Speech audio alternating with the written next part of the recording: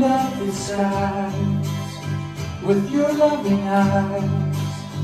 You take me back where you belong in my heart. Love, frozen in time. Never be about love, yours and mine. But I still remain, and I will never change. I will always love.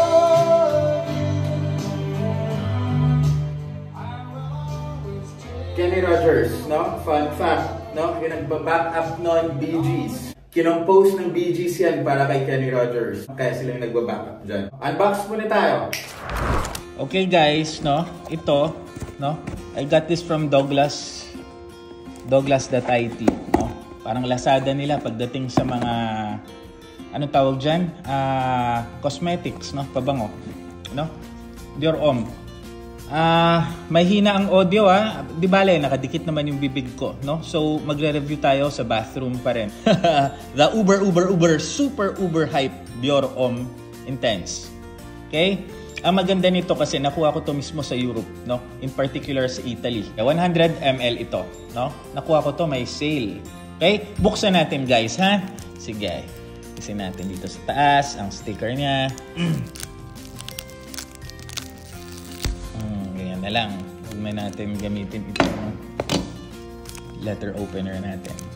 Pwede naman ganito eh. See. Ayan. Okay. Dior. Ayan. Okay. Batch code. Ayan. Mukha namang 3003 EDP 100 ml. Kaya ngayon malapitan na. Ayan. 1, 2, 3. Okay. Sige. Woo! Ayan siya. Okay, CD. Ito pala yung B. Dior B. Ayan. 1, 2, 3. Slide. There you go. Woo! Uber hype ba? Nito itsura ng resibo niya, no? Siyempre. Ayan, ito sa Italy kasi mismo kinuha. No, that's the date, no? Dior Homme, no? 10 ml. Tapos may free pa. Sorpresa. Ganyan lagi dito sa Douglas, no? Ito ang sa European version mismo. Ang ganda guys, no? Siyempre, parang Dolce & Gabbana the one ba? No. Tingnan natin, ha? Ayan. Kita nyo, nababasa nyo from here, no? Oh, simple lang, no? Rectangular siya. Pala, no? Yan, Eau de Parfum, naka-laser etch yan guys ha. Ayan, Eau de Parfum. Kikita nyo?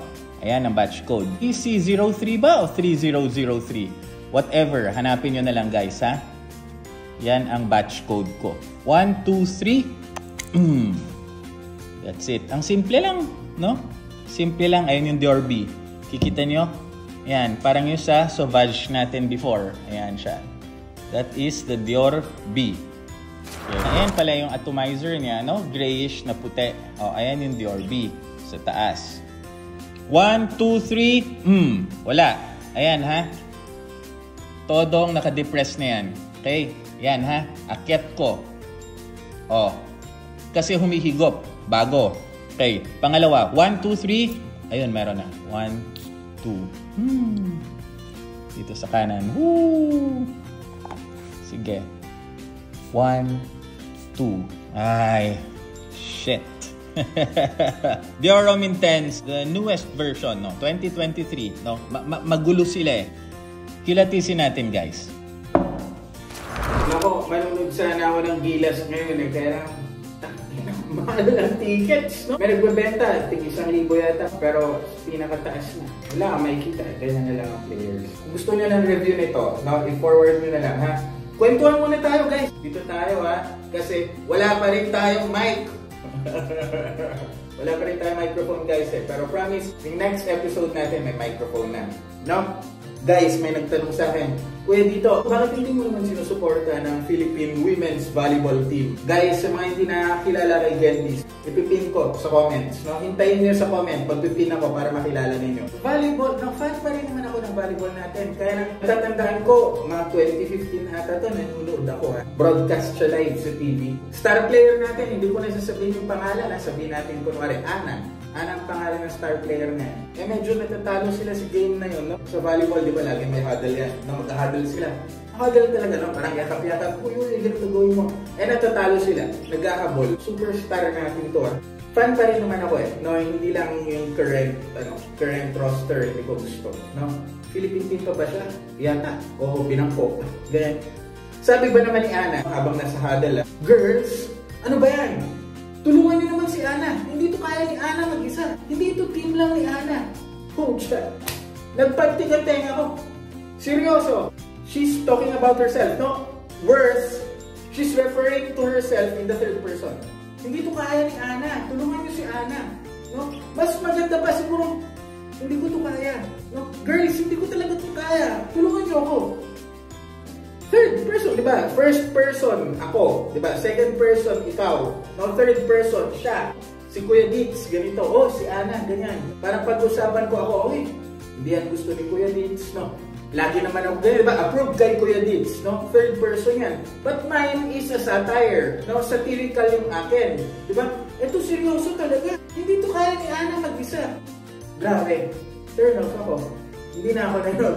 From then on, hindi na ako na. Puro siya Puro siya yung feature kasi siya nga yung star. Kaya kayo, pag halimbawa, meron kayong nililigawan, guys, so even girls, no, halimbawa, ito si Ana, nililigawan ko, bibigyan ko halimbawa ng rose, no? Sabay sabihin niya, uy, alam mo naman si Ana, ayaw niya ng rose, no? She refers to herself in the third person, red flag yan, no? Red flag yan, guys, no? Girls, ganyan din sa mga guys. It does not take a Benjamin Whorf or an Edward Sapir, mga known na linguists, no? To know that, mahihinuha mo sa words pala kung paano yung pagkatao.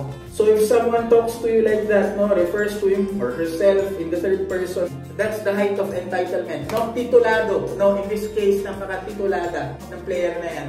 In contrast, nung nandun ako sa Indonesia, ang players nila, grabe. Walang ganon na toxicness, no? Toxicity. Yan, walang ganon na toxicity. Ganon kaganda, no? May social control component. Gusto ko nga i-deconstruct, no? Kilatisin kung bakit ganon? Muslim ang mga to, pero bakit? Hindi ko alam Siguro sa pagiging Muslim, no? Nasa stop nila pag may magbubuli ng isa. Ipipin ko sa comments, no? Guys, tingnan nyo yung culture nila. Magaan. Yola Juliana, Sheila Bernadetta, Alia Anastasia, ang gaganda ng pangalan, no? Calista Maya, si Fabiani Asara, no? Si Gentis. Kita niyo guys, napaka-liberated nila sa mga TikTok nila, no? Mas liberated pa sila sa mga girls natin. Tingnan niyo sa TikTok, pero walang bullying. Walang paniniga. Tulungan sila. That's one of the reasons na I stopped following yung volleyball ng Pilipinas. Puso ko nandun, of course, no? Sana manalo ang Philippine team. Pero pag nandun na si Candice, Indonesia ako. You're intense. DHI. Ayaw ko kayong lituin guys ha. Sige, mag-spray na ako dito. Isa dito sa kaliwa. Yan. Bureau Intense. Ano yung display ko dyan? Sige nga, bakit ako nag-prepare ako para sa inyo? Love ko kayo ano yan? Kailangan natin i-compare yan. Why? Dolce & Gabbana, the one. Okay. Lalagay ako na sikat yung DHI, di ba? Dolce & Gabbana. Kita nyo, pati bote. Sino ba yan? Pumaya kanino? Ano itong pangatlo? Prada. Okay, Prada Black. Para tapos na. Ba't maitim to? Ano to? Libag? Hindi. Tinaas ko kasi yung shirt, no? Kakainis ko. Ako isang gamitan ng shirt. Prada Black. And, mamaya na to. Sauvage Elixir. Ito ang Your Own Intense, no? 2023. Yun na lang, wag na kayo mag-isip ng, gusto ko yung 2017, 2016, 2015, 2007. Wag na currently sold sa market, no? Ito yun. Medyo nagda-dry down na. Nataon niya itong pareho to. Ang bote. 2015. This one, 2007 yata to. Original nito is 2007. No? Pati ako naguluhan. No? Bakit pareho? Nagpareho din ang vibe. Sobrang pareho ang vibe. Nataon lang ba? François Demachy, Olivier Polge. No? Doon sa mga nagko-collect na noong early 2000s, alam nila to. Ang Dior Homme, ang lumikha nun, Olivier Polge. Lumikha nito, Dolce & Gabbana, The One, EDP. Siya, bago tinuloy ni François Demachy, no, gumawa ng Sauvage, yan na lang para kilala ninyo. No, si François Demachy, bago niya ituloy yung mga flankers ng Dior Homme. Kaya nga ito nung ginawa yung The One oy, reminiscent ng Dior Homme ko. No, kasi siya ang nag-start. Ibang flavoring na lang ang ginawa ni François Demachy. Kaya wag niyo isipin na, uy, coincidence na ganyan, ay nataon lang pareho yung bote, ay nataon lang pareho ang vibe. Hindi. Ito yung Prada Black. This one, ano ba, 2017, 18, 19, no, check na lang. After ng The One EDP, no, lumalaban to. Guys, lumalaban to, di ba? Ito yung expert pagdating sa Oriental, no, the Ambers. Bakit ko to pinili? Ito ang closest na nakikita ko dito. Amber, Iris, no? Oriental. Lastly, ito. Bakit ka Kuya Dits nagdala ng elixir? Itong elixir na kayo mahal-mahal na ang liit, no? Hindi ko na i-spray kasi guguluhin tayo. May wow, hayop talaga yung elixir. Kung ito, may bayag. Ito, may bayag. Ito, may bayag. No? Ganon. Pero hindi siya 1:1 ang pag-compare. It's an entirely different fragrance. No? Iba na scent profile niya. No? But the vibe, hindi eksaktong-eksakto ha. Pero ito ay nasa gitna ng una ni Polge tsaka nito ni Demachy. O gitna siya ng The One EDP pati ng elixir. Okay, balik tayo sa Prada Black. Ito ang sa tingin kong maglalabanan. Hindi ko alam ang presyo nito dito eh. Kinuha ko to sa Italy mismo. So, hindi ko alam ang presyo. No? Dito sa Pilipinas, hindi nila nilabas ang intense. Pumunta kayo sa Dior. Ang Dior Homme na meron sila dito is sport, no? And cologne. Ang feeling kasi nila, no? Ganyan tayo ni Chipuera. Masyado itong ambery para sa maalinsangan na bansa kagaya natin. Naniniwala ba ako doon? Guys, alam mo, sa lahat na namang kausap kong Francom, kung mga patito, binabanatan nyo na, pati nga, elixir, no, sa Pilipinas. Bali, wala to, no? Pwede to sa atin. Compare pa natin. Linear, pero may mapipick up ka na ganitong note, may mapipick up ka na ganitong note, may parang galvan, no? May something colder here than this, no? Minsan, lalabas, mas matamis pa to dito, no? Pero generally sa akin, mas matamis ito. May nuances ito eh. No? Ang ganda, no? I can see the allure, I can see the hype. No? So ito minsan, it tends to be not necessarily flat. Definitely, this is not flat. Pero, maumay ka. Yun na lang siguro. Magiging boring. Versus ito, mas medyo Arabo nga to eh. May nuance ito na Arabo. Guys ha, so ayan na nga kasi, laban ng Ambers, Oriental yung dalawang to. Mas kontihan yung spray ninyo dito. No? Pero pagdating sa mga iris guys, no, ganito, sa skin. Halimbawa ito, dito ko spray, no? Wala.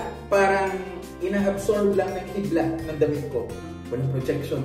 Wala. Ay, naamoy ko dito, ganyan. Pero hindi tumatagal. Baliktad. Susulitin mo, ilagay mo saan? Sa balat. Sa skin talaga. Yan. Pero guys, walang problema kung gusto nyo yung amoy nito. Bakit ka mabubore, di ba? Ito lang makikita mo may parang ibang outer shell siya. Hindi lang siya yung unang bugso. Ngayon, no? Linear siya pero naaamoy-amoy mo, may napipick up ka na iba-ibang nuances. Ito, mas exciting siguro. Doon sabi na isang nag-comment, nandang doon amoy mayaman. No, totoo. Yayamanin vibe. Yes. I see where he's coming from. Pag sinabi niya yan. No? Yan siguro, concept niya ng mayaman. No?